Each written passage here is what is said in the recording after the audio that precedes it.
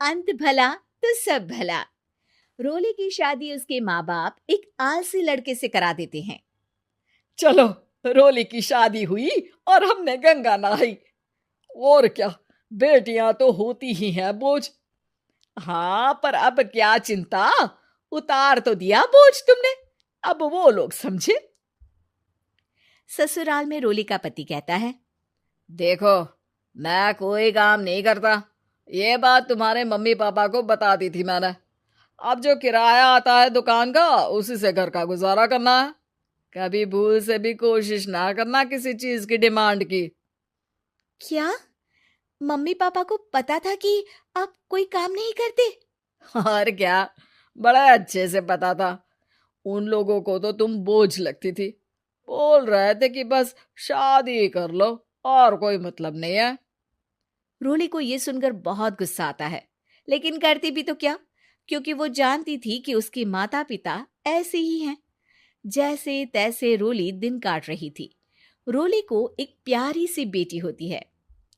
धीरे धीरे वो बड़ी होती है और उसके साथ उसकी जरूरतें भी बढ़ती जाती हैं। सुनिए जी, अब तो सिमी बड़ी हो रही है, उसका स्कूल में दाखिला कराना है।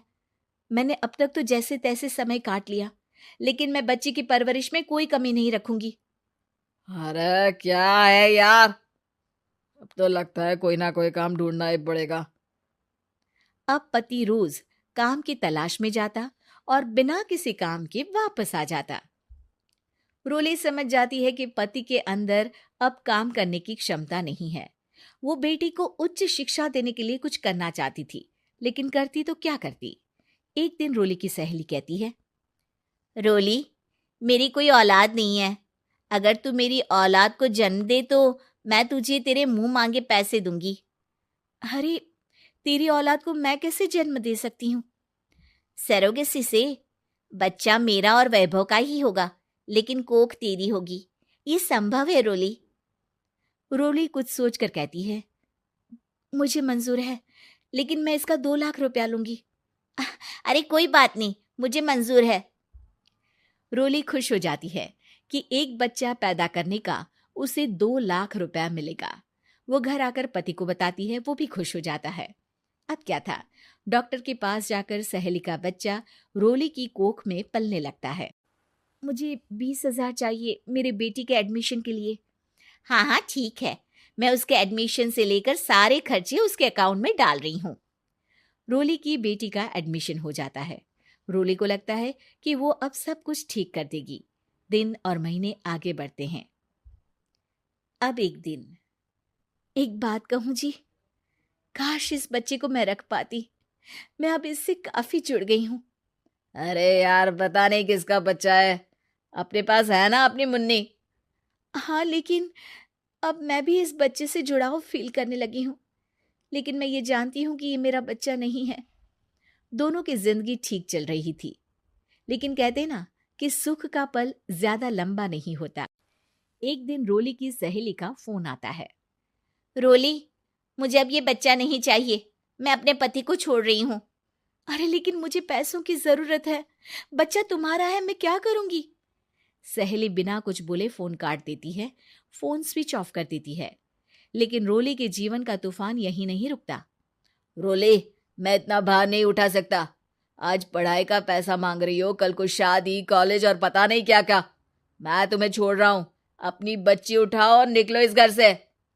अरे पर मैं कर तो रही हूं ना बच्चे के लिए काम, आप आराम से रहिए ना। क्या काम कर रही हो, देख रहा हूं मैं। ये छोटा शहर है, यहाँ लोगों को बात बनाते वक्त नहीं लगता। तो मैं क्या करूं? ज्यादा पढ़ी लिखी नहीं हूं, कैसे घर के खर्चे चलाऊं? और आप तो काम करना ही नहीं चाहते। हाँ, ना चाहता हूं और ना ही करूंगा। रोली को पति की बात पर काफी गुस्सा आ जाता है। ठीक है, अगर मेरे जीवन में संघर्ष ही लिखा है तो वही सही। इस वक्त पति होने के नाते आपको मेरा साथ देना चाहिए था, लेकिन नहीं, आपने तो इस हाल में मुझे घर से बाहर निकालने की बात कह डाली। देखो, ये सारी फालतू की बातों के लिए वक्त नहीं है मेरे पास।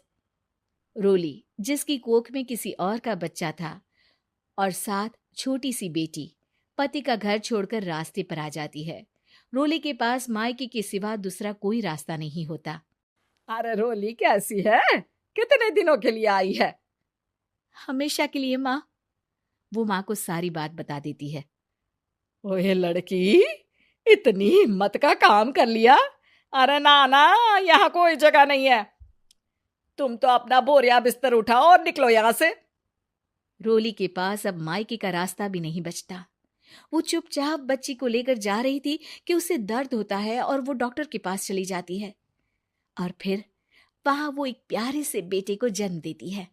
कितना प्यारा है। कितने अभागे हैं इसके माँ बाप जो इसके पैदा होने पर भी नहीं है। तभी वहां डॉक्टर आ जाती है। रोली, बच्चे के पिता तुमसे मिलना चाहते हैं। आपका बहुत बहुत शुक्रिया। मैं इस बच्चे को पालूंगा। भले ही इसकी माँ ने इसे छोड़ दिया हो, पर मैं अपनी जिम्मेदारी निभाऊंगा। तो क्या आप मुझे इसके पैदा करने के लिए जिन पैसों की बात हुई थी वो भी देंगे? हाँ, और साथ ही आप चाहें तो मेरे घर में रहकर मेरे बच्चे की देखभाल भी कर सकती हैं। मैं उसके लिए आपको सैलरी दे दिया करूंगा। रोली को लगता है कि जैसे भगवान ने उसके लिए सुकून का रास्ता खोल दिया।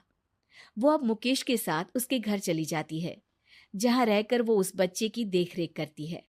अब मुकेश के घर को रोली अच्छे से संभाल लेती है। उसके लिए खाना बनाने से लेकर बच्चों की देखभाल और घर की देखरेख। धीरे धीरे मुकेश को रोली से प्यार हो जाता है। रोली, तुम्हारी बेटी और मेरा बेटा बिल्कुल भाई बहन की तरह साथ रहते हैं। हाँ, आखिर है तो एक ही कोख के बच्चे, अटैचमेंट तो होगा ही ना। रोली, तुमने घर और मुझे दोनों को संभाल लिया। ये तो मेरा काम है। आपने भी तो मुझे छत दी जिससे मैं अपनी बेटी की पढ़ाई और भविष्य के लिए पैसे जोड़ सकूं। अब रोली, क्या तुम मुझसे शादी करोगी? अब मैं जानता हूं तुम्हारी भी शादी कुछ खास अच्छी नहीं रही। रोली को मुकेश की बात ठीक लगती है। वो उसे हाँ बोलने की सोच ही रही होती है कि उसके पहले पति का फोन आ जाता है। रोली, मैं बहुत परेशान हूं। मेरा एक्सीडेंट हो गया है। मैं चाहता हूं तुम वापस आ जाओ। रोली को पुराने पति की चिंता होने लगती है। वो सोचती है कि वो क्या कर रही थी।